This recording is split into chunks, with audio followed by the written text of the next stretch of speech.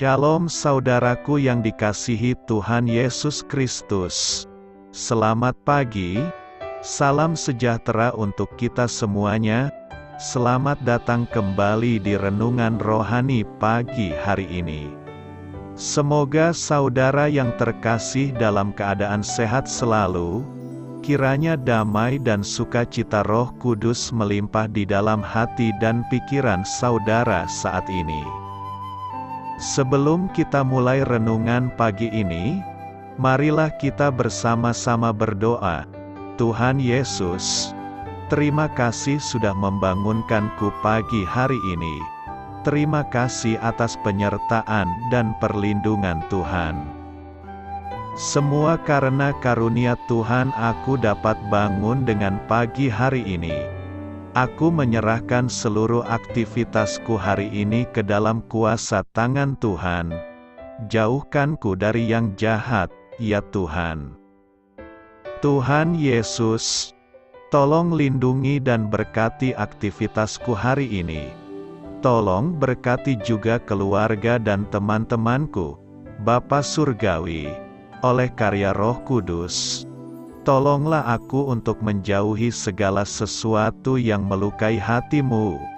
Ampunilah segala dosa kami, ya Tuhan.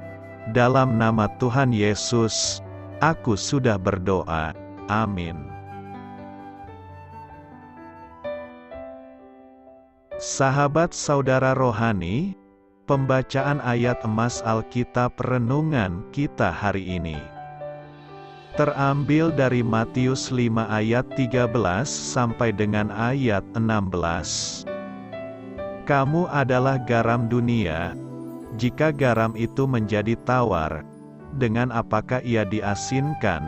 Tidak ada lagi gunanya selain dibuang dan diinjak orang. Kamu adalah terang dunia.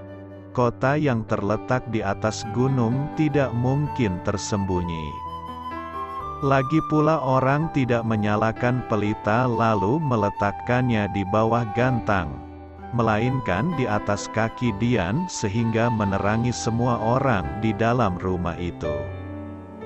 Demikianlah hendaknya terangmu bercahaya di depan orang, supaya mereka melihat perbuatanmu yang baik dan memuliakan Bapamu yang di sorga. Matius 5 ayat 13 sampai dengan ayat 16. Inti dari ayat emas renungan kita adalah: demikianlah hendaknya terangmu bercahaya di depan orang, supaya mereka melihat perbuatanmu yang baik dan memuliakan Bapamu yang di sorga. Mari kita mulai renungan pagi kita. Judul renungan kita hari ini adalah Kesempatan untuk Bersinar, ditulis oleh Alison Kida.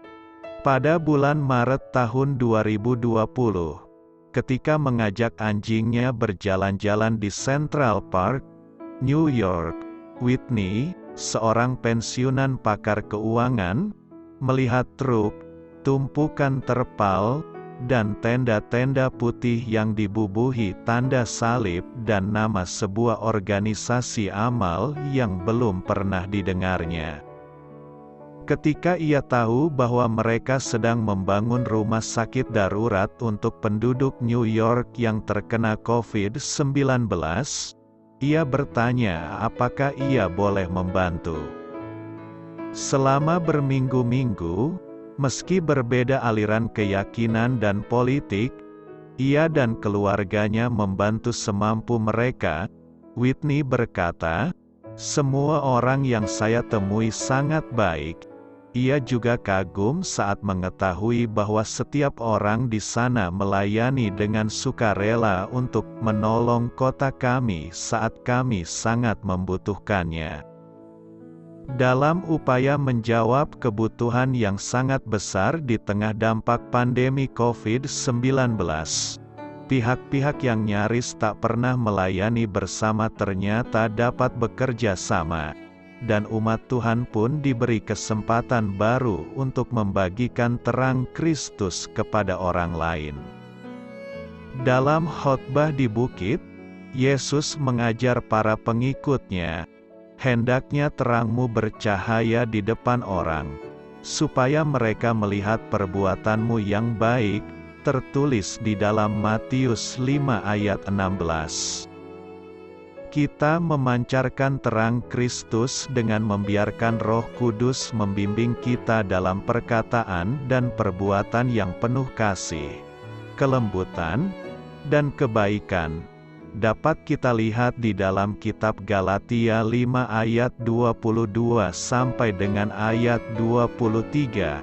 Ketika kita mengizinkan terang yang kita terima dari Yesus bersinar dalam kehidupan kita sehari-hari, kita juga memuliakan Bapa kita yang di sorga, tertulis di dalam Matius 5 ayat 16. Kiranya hari ini, dan setiap hari, kita bersinar bagi Kristus, saat Dia memampukan kita menjadi garam dan terang di tengah dunia yang sangat membutuhkannya. Amin. Marilah kita renungkan di dalam hati kita. Di mana Anda melihat kesempatan untuk menyatakan harapan dan terang Allah kepada sesama hari ini? Pernahkah seseorang membawa terang bagi Anda di masa yang sulit? Hal ini patut kamu ketahui. Perjanjian Baru memakai berbagai metafora untuk menggambarkan tanggung jawab para pengikut Yesus. Misalnya, Paulus berkata bahwa sebagai prajurit Kristus yang baik, kita harus menanggung penderitaan agar berkenan kepada komandan kita, tertulis di dalam kitab 2 Timotius 2 ayat 3 sampai dengan ayat 5. Sebagai atlet, kita menjalani latihan ketat agar dapat bertanding sesuai peraturan, tertulis di dalam kitab 1 Korintus 9 ayat 25. Dalam Matius 5 ayat 13 sampai dengan ayat 16, Yesus memakai dua barang sehari-hari, garam dan pelita, untuk menggambarkan pengaruh yang dapat kita berikan terhadap lingkungan tempat kita berada. Garam adalah pengawet, penambah rasa, dan perangsang rasa haus. Kita harus menjadi garam pengawet dan sukacita di tengah dunia yang hambar, tawar, dan makin rusak. Pelita memberikan sinar yang membuat orang dapat melihat dan memberikan arah. Pelita harus diletakkan di tempat yang mencolok agar sinarnya bisa berguna. Kita harus membawa terang keselamatan kepada dunia yang gelap karena dosa. Demikianlah hendaknya terangmu bercahaya di depan orang, supaya mereka melihat perbuatanmu yang baik dan memuliakan Bapamu yang di sorga. Bacaan Alkitab referensi di Mazmur 115, 1 Korintus 3, Hakim-Hakim 18-19. Ada sebuah perkataan bijak seperti ini, terkadang Tuhan mengizinkan kita mengalami ajaibnya mukjizat. Namun di lain waktu Tuhan juga memakai kita menjadi keajaiban itu sendiri. Apa artinya? Terkadang Tuhan menjawab doa-doa kita melalui faktor eksternal dengan caranya yang unik. Namun Ia juga ingin agar kekuatannya terpancar melalui kehidupan kita sehingga kita menjadi jawaban doa yang Tuhan kirimkan bagi orang lain. Terkadang Tuhan mengizinkan kita mengalami krisis agar suatu saat kita dapat berempati kepada mereka yang mengalami hal serupa. Tuhan membiarkan matahari terbenam, supaya hanya Dialah satu-satunya cahaya dalam kehidupan kita. Kemudian, cahaya itu harus kita pancarkan kepada orang lain.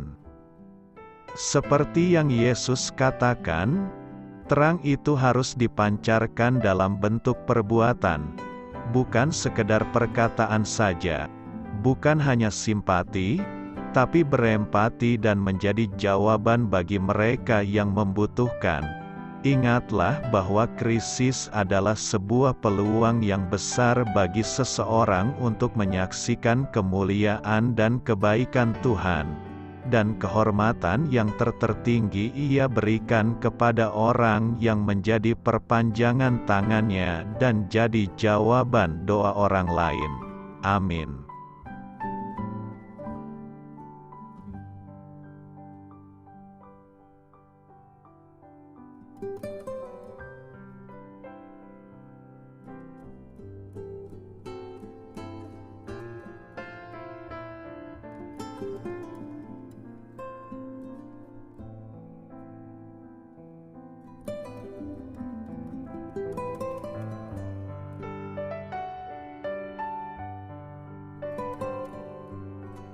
Marilah kita renungkan sahabat saudara rohani. Demikianlah renungan firman Tuhan pagi hari ini. Semoga menjadi berkat dalam hidup kita. Dan sebelum kita memulai segala aktivitas kita pagi hari ini, marilah kita berdoa. Selamat pagi Bapa, malam hari telah berganti pagi. Kehidupan baru telah Engkau berikan kembali bagi kami. Bapa Surgawi, tolonglah aku menyadari kebutuhan orang lain, supaya aku dapat membagikan apa yang telah Engkau berikan kepadaku. Pada saat aku membutuhkan, berilah aku keyakinan bahwa Engkau akan mencukupkanku, melalui orang-orang yang mengasihi-Mu, bukan karena kami pantas atau layak, namun karena kasih karunia-Mu kami boleh ada, sebagaimana kami ada di pagi hari ini. Terima kasih Tuhan, atas kesempatan baru yang telah Tuhan berikan kepada kami, untuk bisa memperbaiki diri agar kami bisa lebih layak di hadapan-Mu. Hari ini kami serahkan semua perkara dan kesulitan yang akan kami lalui ke dalam tangan-Mu. Biarkanlah kami bisa memuliakan-Mu dalam segala aktivitas yang akan kami lakukan. Amin. Biarlah firman Tuhan menjadi pengingat untuk kita semua, bahwa tuntunan dari Roh Kudus akan selalu memberi jalan keluar bagi setiap permasalahan hidup kita, dan memberi kedamaian di hati kita. Sampai jumpa di renungan pagi saudara rohani berikutnya. Kiranya Tuhan selalu memberkati saudara semua hari ini. Amin. Shalom.